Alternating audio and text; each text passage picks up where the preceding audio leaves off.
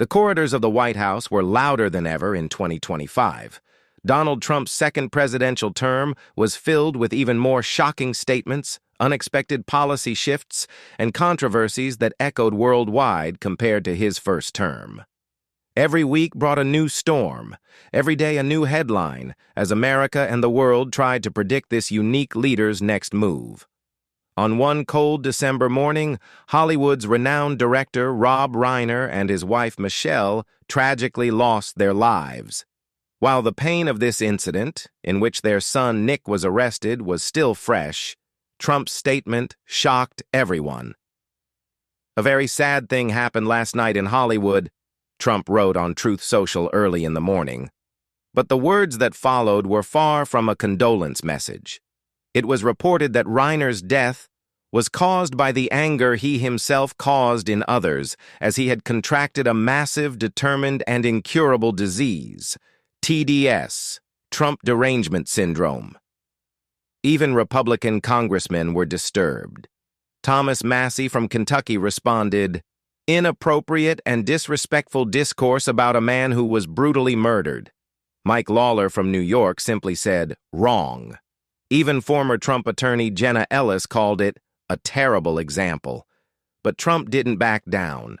That afternoon in the Oval Office, he told reporters, "I wasn't a fan of his. He was someone who went crazy when it came to Trump. So he became someone with Trump derangement syndrome. So I'm not a fan of Rob Reiner in any way. I think he's very bad for our country." This was a moment that epitomized Trump of 2025, pushing boundaries, provoking, never backing down on any issue. Even previously loyal allies like Marjorie Taylor Greene took distance this time. "This is a family tragedy, not about politics or political enemies," Greene wrote. "Tariff," Trump would often say, smiling, "is the most beautiful word in the dictionary." In February 2025, he made a historic move against America's two closest neighbors: a 25% tariff on imports from Canada and Mexico, an additional 10% tariff on those from China. He declared a national emergency. His justification was fentanyl trafficking and illegal immigration. Canadian Prime Minister Justin Trudeau was stunned. "Why is Trump threatening the strongest U.S.-Canada partnership in history?" he asked. He announced retaliatory tariffs: 25% on American beer, wine, bourbon, Florida orange juice, even products from Trump's own state. China was more measured but determined. The Ministry of Commerce said it seriously violates international trade rules.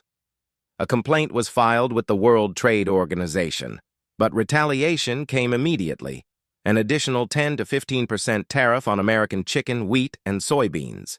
In April, things got even worse on April 2nd, which he called Liberation Day. He announced a 10% base tariff on almost all imports. The stock market crashed. Economists panicked. The average American tariff jumped from 2.5% to 27%, the highest level in over a century. The same type of policy that triggered the Great Depression.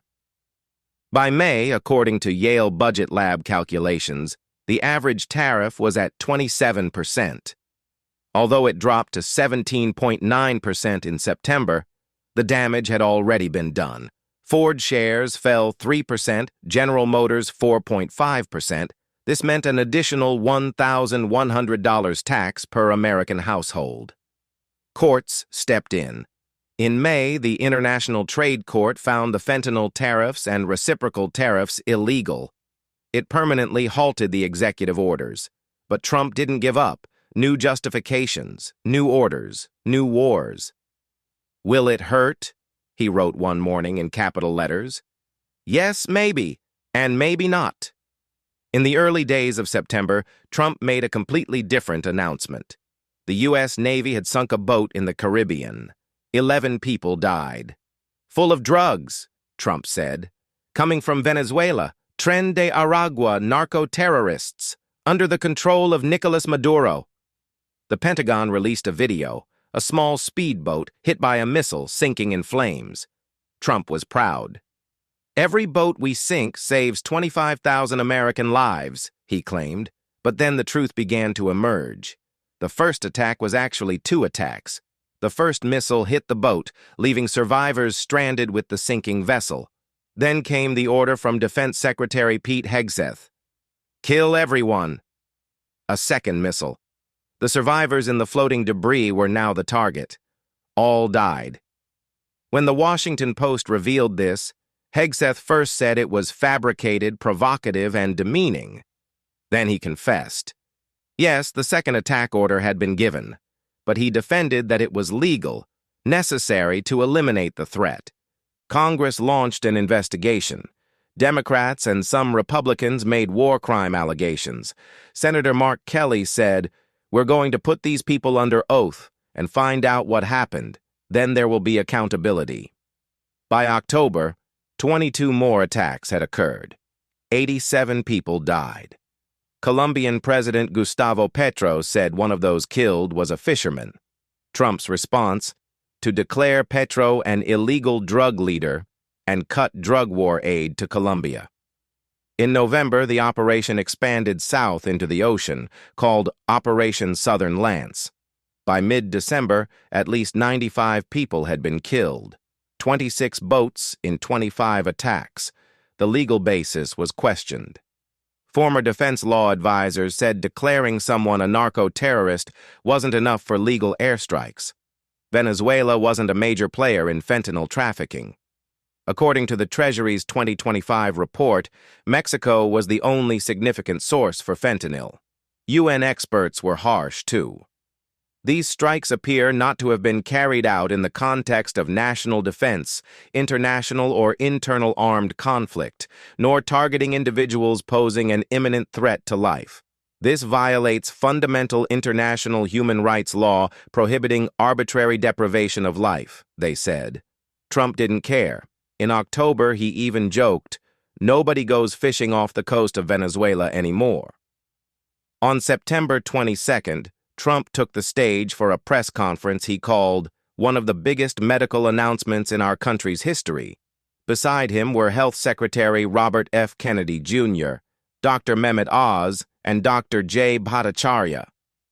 "Don't take Tylenol," Trump said. "Don't take it. Even if you're dying, try not to take it." He was addressing pregnant women. He was saying that acetaminophen, or Tylenol, causes autism. If you're pregnant, don't take Tylenol. Don't give it to the baby after the baby is born, he said. Taking Tylenol is not good. Let me tell you, it's not good. The FDA gave approval. They announced they would put a label warning. HHS would launch a general public information campaign. Trump repeated dozens of times, "Don't take Tylenol." He talked about Amish communities. "There's no autism in the Amish," he said, an untrue claim. He talked about Cuba. "There's almost no autism in Cuba." That was also false. The scientific community was shocked. A study from Harvard University had indicated there might be a relationship between acetaminophen use during pregnancy and autism, but this didn't mean causation. One of the study's authors said, "It's too early for the federal government to provide guidance." Helen Tager-Flusberg from Boston University, a scientist who has researched autism for 30 years, found the announcement horrible. "It's a very significant distortion of what the science says," she said. "This will create fear in mothers, confusion for pediatricians, and chaos." The American Academy of Pediatrics said, "Studies do not point to a causal link between acetaminophen use during pregnancy or in children and autism. Acetaminophen is safe for children when taken at the correct dose and under pediatric guidance." The American College of Obstetricians and Gynecologists was even harsher. Suggestions that acetaminophen used during pregnancy causes autism are extremely concerning to clinicians and irresponsible given the harmful and confusing message they send to pregnant patients. Ken Vue, the maker of Tylenol, stated, "Independent, robust science clearly shows that taking acetaminophen does not cause autism. But most of the damage had already been done. According to a KFF poll conducted in October, only 35% of Americans found the claim definitely false. 30% said probably true. 30% said probably false. Belief was higher among Republicans. Throughout the campaign, Trump had used one phrase repeatedly: "I know nothing about Project 2025. This 900-page conservative policy plan prepared by the Heritage Foundation was like a roadmap for Trump's second term. But Trump denied it every time. "I have no idea who is behind it," he said on Truth Social in July 2024. "I disagree with some of the things they're saying, and some of the things are absolutely ridiculous and abysmal." In September 2024, in his debate with vice presidential candidate Kamala Harris, "I have nothing to do with Project 2025. I haven't read it. I don't want to read it purposely." Traditional media was caught between carrying these messages and amplifying them. They couldn't ignore them, the president was speaking. But every share increased his reach. In September, there was a day when Trump posted 16 times, different topics in each: Tylenol, tariffs, Venezuela, media criticism, success stories, the art of agenda control. The impact of tariffs wasn't abstract. In Michigan, auto suppliers made job cuts. In Iowa, soybean farmers lost the Chinese market. In California, tech companies struggled with cost increases. In Florida, vaccine opposition rose. In Texas, immigration checkpoints increased. In Arizona, lobbying efforts for tariff exemptions began. Each state was affected differently. Even red states sometimes objected. Republican farmers in Iowa criticized tariffs.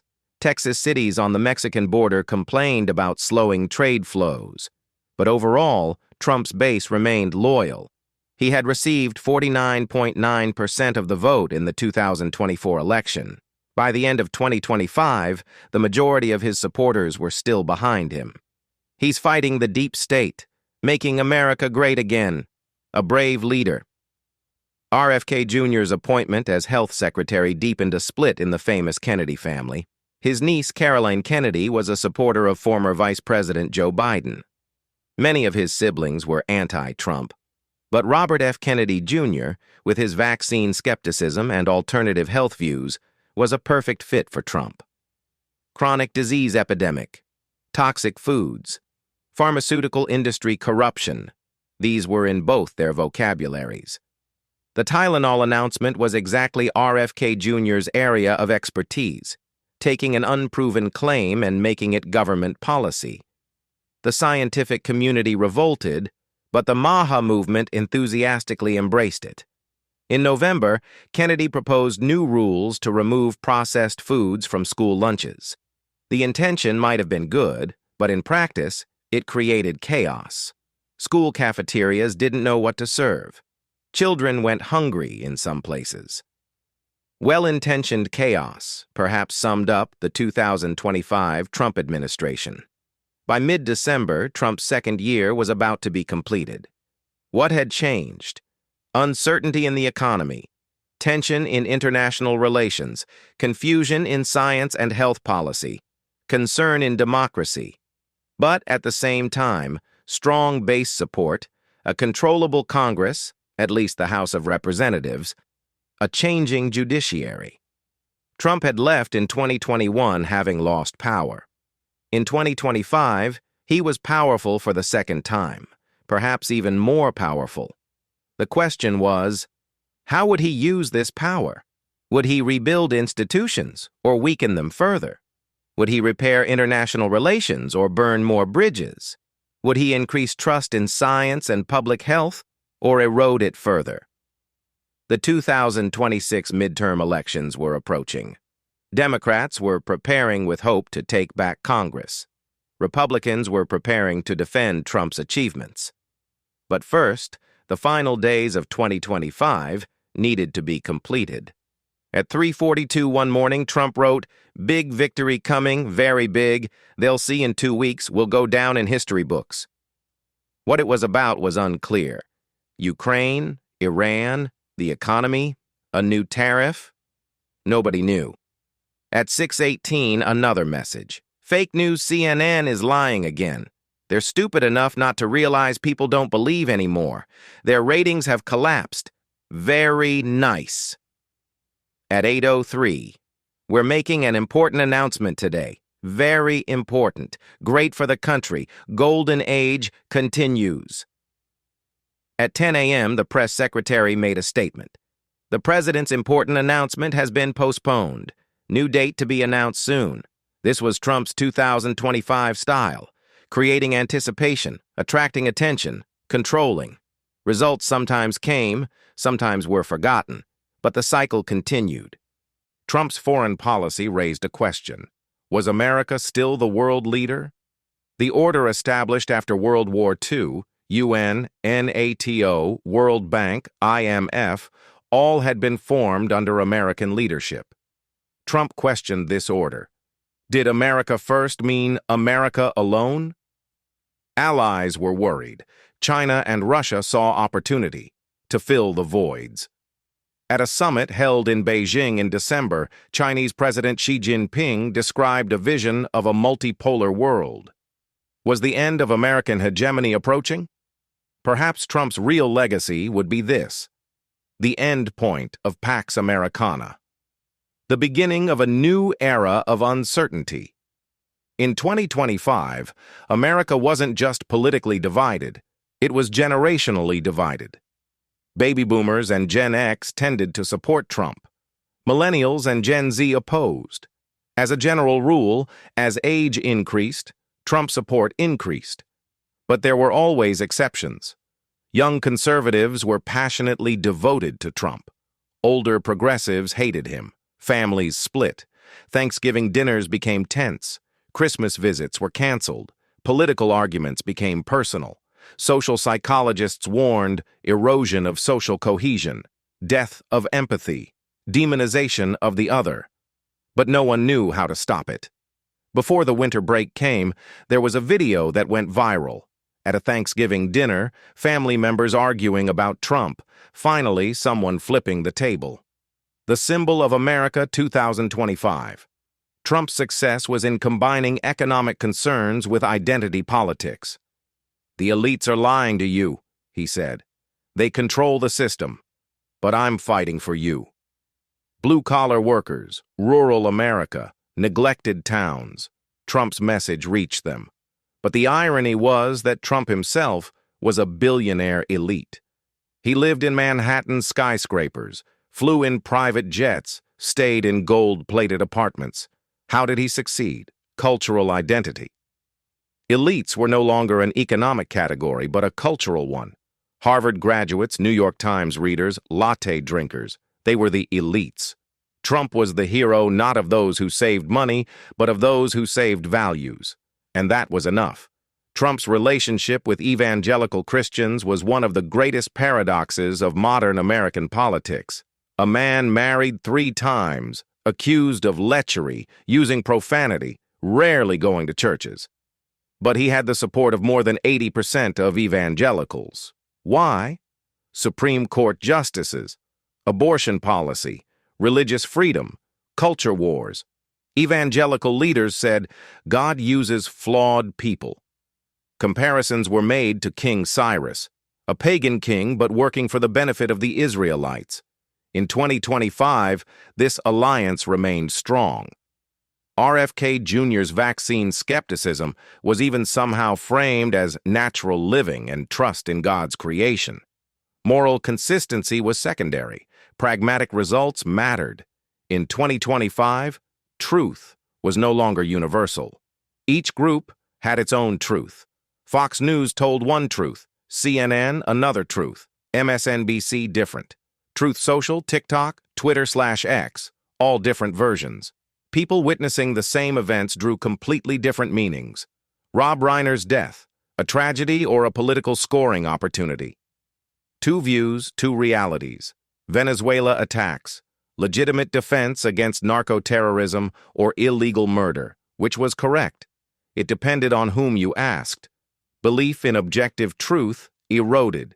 Everything perspective, everything relative. Postmodernism spread from university campuses to everywhere in society, but most people didn't even know what postmodernism was. They just lived it.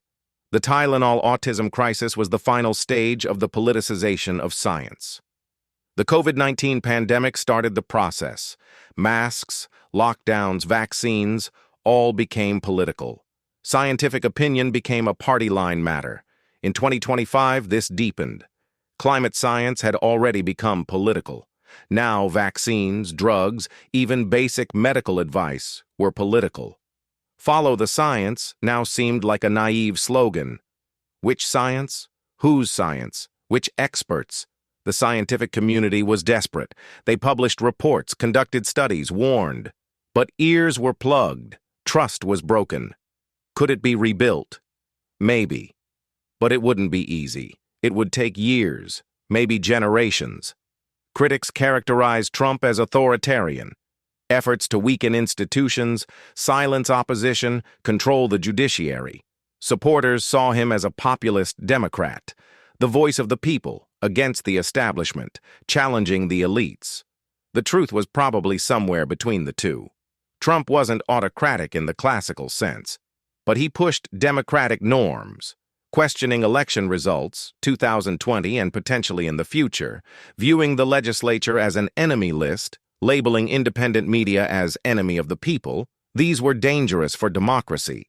But at the same time, Trump came to power through elections. He was elected.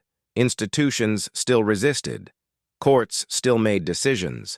Congress still debated. Was America an authoritarian regime? No. But was it a fragile democracy? It increasingly seemed so. One of the defining features of the Trump administration was the emphasis on personal loyalty. In the first term, some appointments were based on institutional experience. In the second term, loyalty was the first criterion. Russ Vought, Kash Patel, Pete Hegseth, all were loyal to Trump first. This sometimes came at the cost of competence. The professional bureaucracy was seen as the deep state, experts as obstacles. Only loyal cadres were trustworthy.